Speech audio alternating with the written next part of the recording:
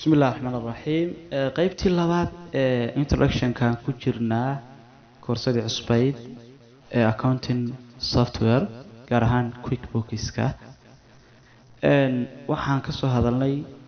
tiknoolajiyada casriga ah iyo waxyaabaha iyo qaabka ay u shaqeyso waxaan kaloo ka soo hadalnay computerska iyo waxa ay yihiin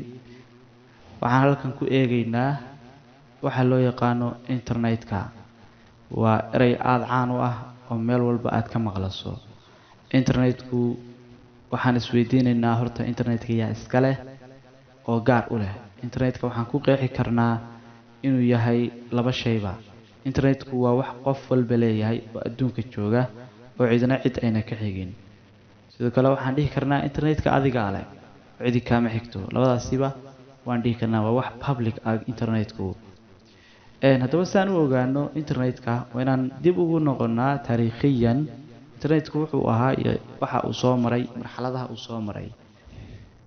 ugu horreyn the first message oo la isu diro internetka iyadoo la adeegsanayo waxay ahayd 1969kii iyadoo ay shirkadan loo yaqaano kuwan loo yaqaano jaamacadan UCLA ama University of California Stanford iyadoo ay wada shaqeynayaan ayaa waxa ay isu direen message-kii ugu horeeyay waxa la yiraahdaa message-kii ugu horeeyay ee ay diraan shirkadahaasi wuxuu ahaa log yani LOG saddexda xaraf bay ahaayeen oo mashiinka marka saddexda xaraf la isu diro uu dameeyay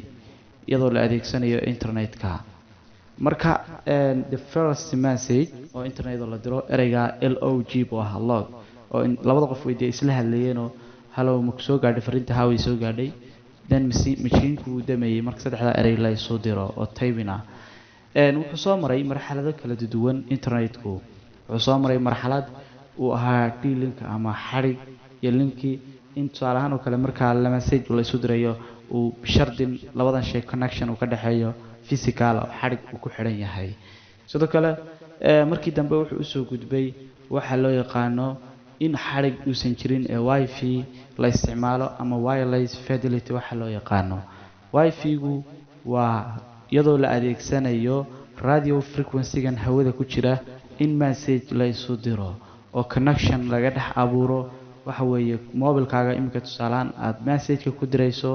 access point-ga ayuu ku xiran yahay access point-guna wuxuu ku xiran yahay switch-kuna wuxuu ku sii xiran yahay router-kuna wuxuu isticmaalayaa waxa loo yaqaano physical connection oo network ah marka networku waa shabakad aad u ballaaran shirkadaha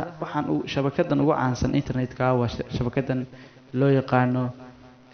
www ama world wide web waa shabakadan badana website-ada lagu sameeyo markaan internetka intaas introduction-kiisa kaga gudubno shirkadan loo yaqaano ICANN waxaa la yiraahdaa waa shirkada ugu weyn ama ugu horeysay ee maamusha ama shirkada gabi ahaanba maamusha protocolska internetka shirkadan ICANN oo loo soo gaabiyo Internet Corporation for Assigning Name and Numbers shirkadaas ayaa Mareykan bay ku taallaa iyo Canada sidaa daraadeed waxay samaysatay furuucyo kala duwan imka shirkadan waxay ku kala leedahay adduunka meelo kala duwan tusaale ahaan oo kale waxay samaysay RIR wax loo yaqaano Original Internet Registry oo tusaale kale Africa waxay u samaysay regional 2004 waxay u samaysay regional ama goob lagu maamulo all IP addresseskeeda ama dhammaan protocolskeeda tusaale ahaan oo kale waxa loo yaqaano African NIC wadamada Africa ay ku taalaa waxay maamushaa dhammaan IP addresska marka aan leenahay IP address bay maamushaa macnaheedu waxa weeye mobilka aad isticmaalayso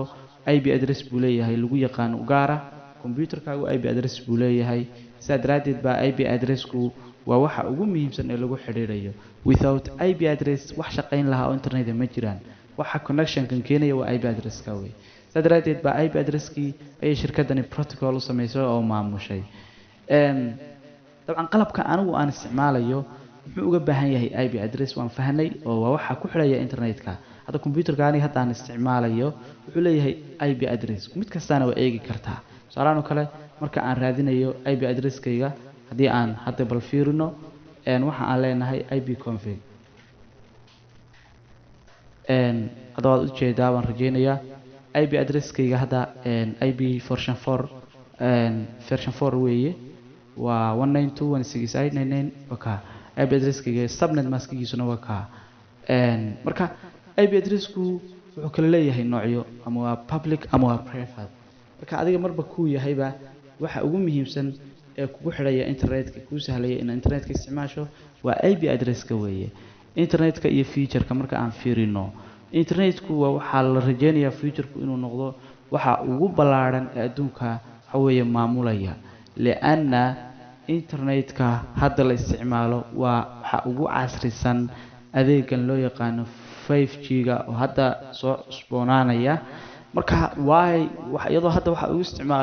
ugu fiican hadda la isticmaalo waxa loo yaqaano waxa weeye waa in wireless la isticmaalo ama wireless fidelity loo isticmaalo ama wifi waxaan u naqaano oo inaad wax ku xiran meel ka fog aad ku xiran tahay internetkana saa ku gasho laakiin hadda waa laga tagaya oo wadamo badan baa ka tagay wifi-ga oo iyaga oo ka faa'iideysanaya fiber optic-ga light-ka internetka uu soo qaadayo in waxa la rabaa adduunka ay ka sameeyaan waxa la light fidelity yacni wifi-gii live in la sameeyo oo ah light-ka oo macnaheedu waxa weeye inta qorraxi soo jeedo inaad internet free haysato oo aadan u baahnayn waxa weeye access point-ga iyo wifi aad isticmaasho iyo xarig aad ku xidhato internetka aad ka soo xidhato iyo lacag lagu shubo oo maaragtay laga kireeyo midnaba iyadoo la isticmaalay habeenkiina markii qorraxdu tagto leerarka wadooyinka ku yaala oo kale internet ay leeyihiin oo kale waxay arrimahaas baa soo socda oo imka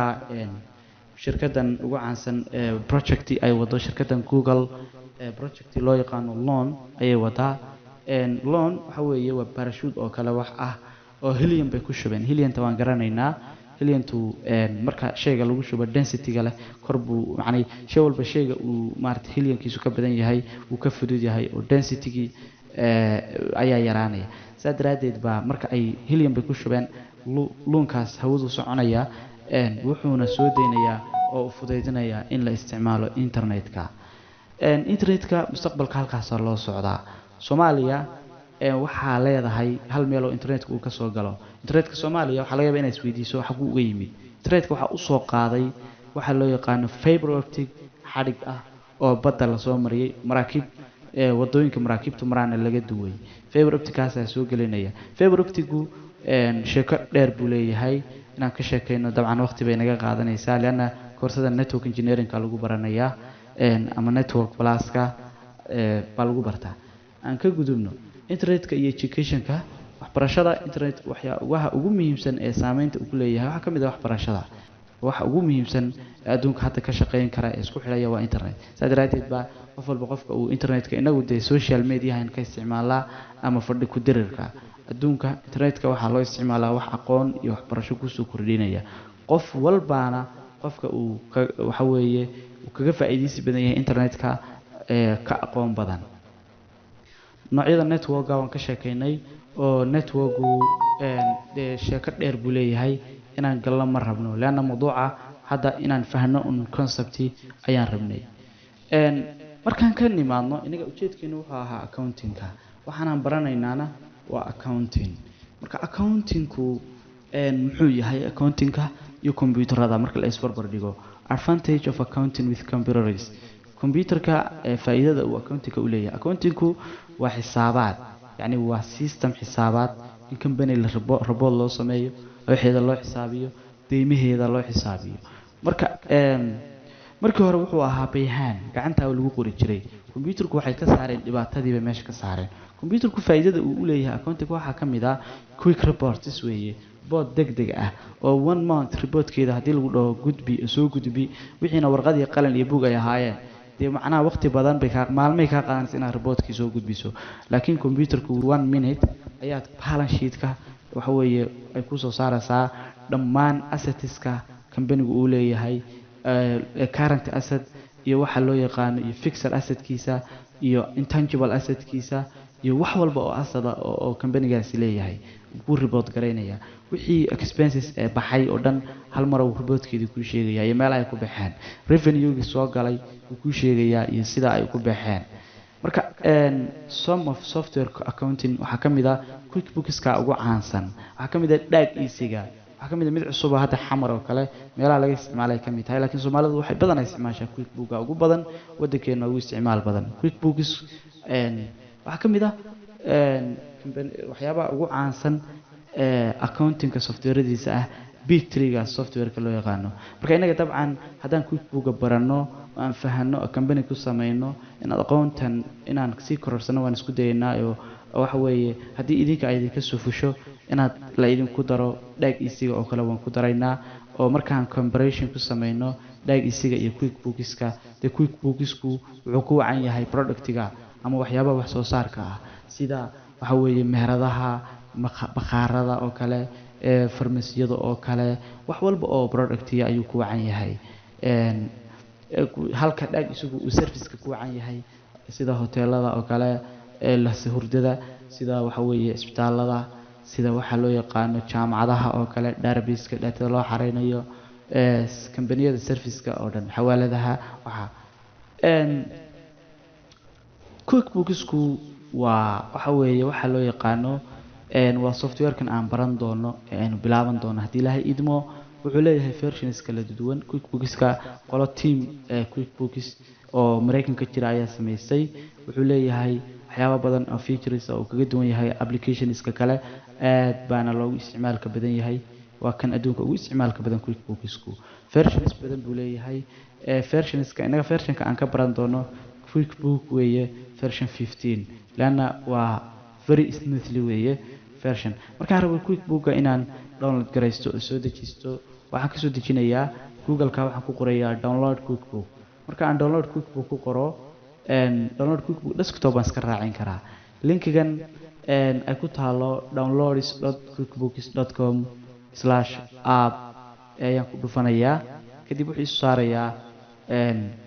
shaashadan buu isu saarayaa website-kii buu toos u gelayaa. wuxuu i weydiinayaa QuickBooks desktop-ka ma waxaad u isticmaali doontaa multiple computers ayaa same time u isticmaali doontaa.